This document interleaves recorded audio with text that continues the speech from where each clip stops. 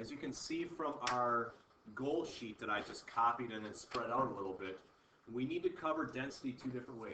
The mathematics of it, that's your calculations, hopefully you can kind of see that, and the conceptual understanding of it, so being able to explain things with it. We do that with most topics that we take here in chemistry. Let's start mathematically. You need to know the equation for density. Density is mass divided by volume. As you're going to find over these next few class periods, however, density is a known value for some things, some pure things. And because of that, we're not always just going to solve for density. We could solve for mass. We could solve for volume. So any of those three variables are part of your calculations. And quite frankly, as we build your knowledge and test your limits, we're going to start combining density with metrics. So you're going to have to do a multiple step process with that as well. What I want to bring up with density equation, though, also for a helpful hint,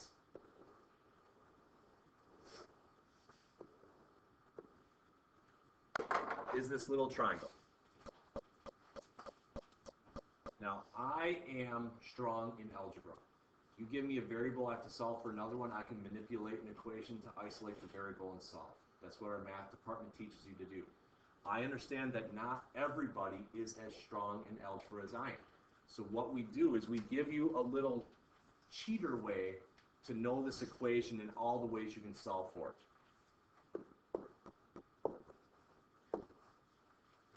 So here's my DMV triangle. How this triangle works is whatever variable you want to solve for, cover it up with your hand. Let's say I want to solve for density. What is density? Mass over volume. What if I want to solve for mass? It's density times volume. What if I want to solve for volume? It's mass over density. So no matter how you manipulate that triangle, it'll help you isolate the variable. If, again, algebra and manipulating equations is not your strong suit. Besides that, we would want you to know the units for density.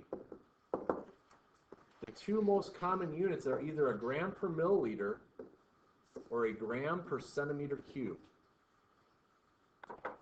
Now there are other units of density out there, but far and away that is the ones that we will use.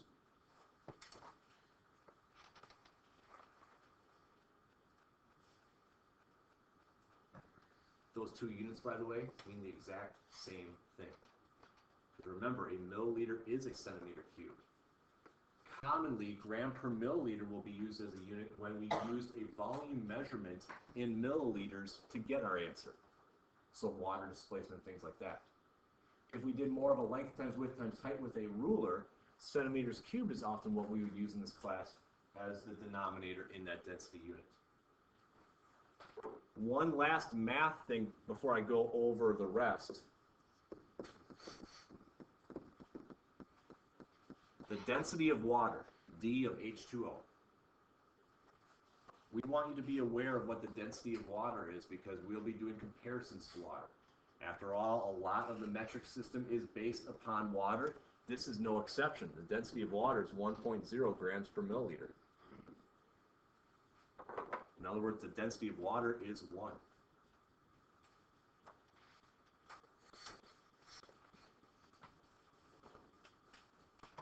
So from a mathematical standpoint, calculation-wise, this is the type of information we want students to know and then start to use here in a few minutes. Secondly, you can see on my screen is conceptual understanding. I like this definition that we have up here. Density is the compactness of particles. Too often we ask students to define density or explain it, and what they will do is say, well, it's how much mass you have per volume. Well, it's nice that you put in sentence format an equation, but can we explain what that actually means? Compactness, how tightly packed things are. Think about it. We are a class of 22 in here right now, 23 if you include me. And there's a certain amount of space that you have. You probably can reach around and not hit anybody right now. But if we took all of you and put you in the little office right there, we'd be tightly packed. Same amount of mass, but we're in a smaller space, we'd be more densely packed. If we took all of you and we went into the gym instead of just spread out, we would be a lot more spread out than before. A population density is something you might hear once in a while as a term when studying in other classes of where is there a lot per small space versus the opposite. So we want you to be able to know that density is more than an equation. Some forms of matter, the matter is packed in tight. Some it's a little bit more loose. That depends sometimes on the state of matter. For example, gases are not very dense.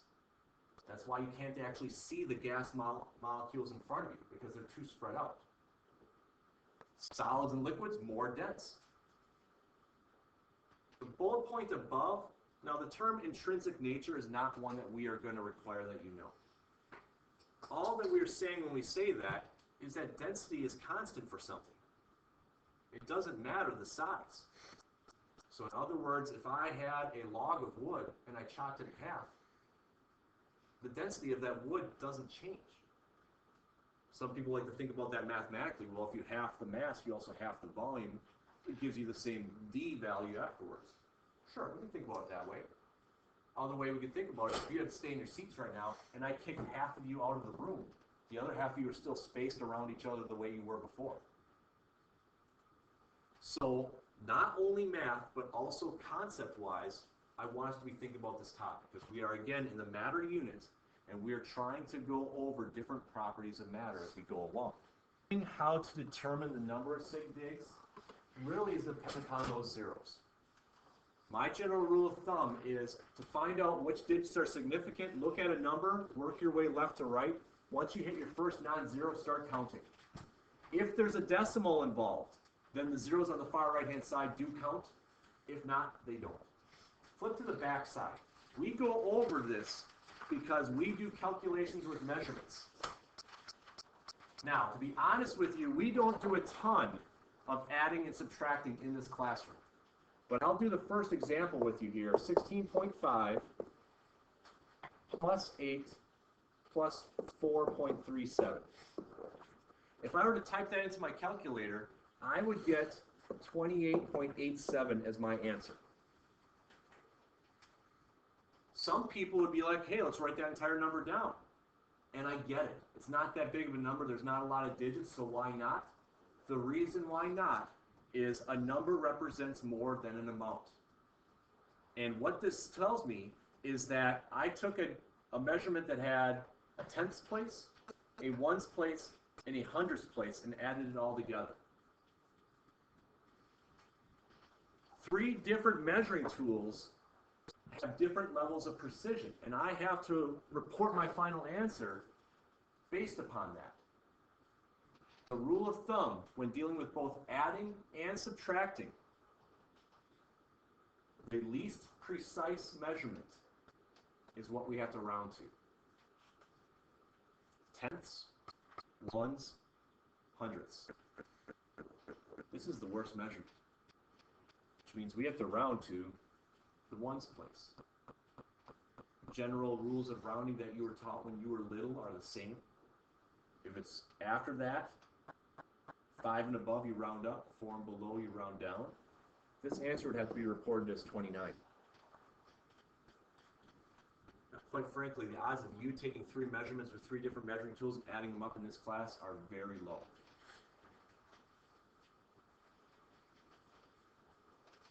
But what is common and isn't on this sheet is, let's say I have 5.57 minus 4.57. You type that into your calculator, it gives you the answer of 1. However, both of those measurements went to the hundredths place. We would have to report to the hundredths place. It's common when students subtract the mass of a weighing boat that they then don't report to the hundredths place. Our scales go to the hundredths place. And if you don't report that, you're not showing the precision of that measuring tool. And quite frankly, I spent $400 on those scales to get that hundredths place. A scale that goes to the tenths place costs $150. The extra $250 so you put that 0 down. So add and subtract, keep the place. Multiplication and division is where things get a little bit trickier. So I'll do one of those each to wrap up class today. The first problem in the multiplication part of this worksheet gives you 2.6 times 3.78.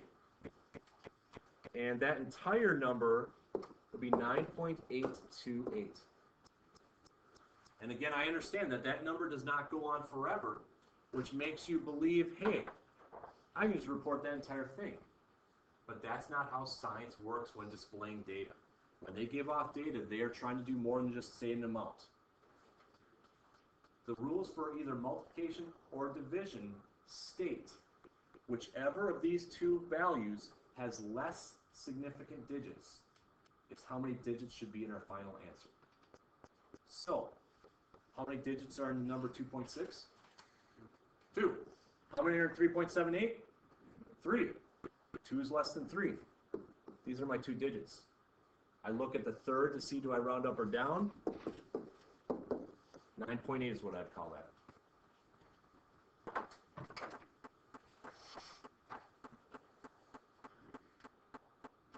One last problem. 35 divided by 0.62. This is finally one that if you were to type it into your calculator, it would give you a ton of digits. It might even keep on going past that. When either we multiply or divide, what we should be doing is figuring out the least number of digits in our two measured values, because that's what we have to report our final answer in. How many digits in 35? 2. How many in 0.62? 2. That 0 doesn't mean anything. That 0 is just a placeholder. That means 2 digits of significance. I would look here, it's less than 5, I'd report this as 56.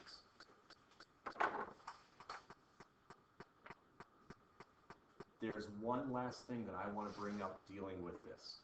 Because once we introduce how to round off your final answers, some students start to get confused about this. The rules of significant digits apply only for measurements. It doesn't apply for things like counting an exact number. There's 22 students in this room. It also does not apply for known things. For example, if I had 452 millimeters and I wanted to know how many meters that was,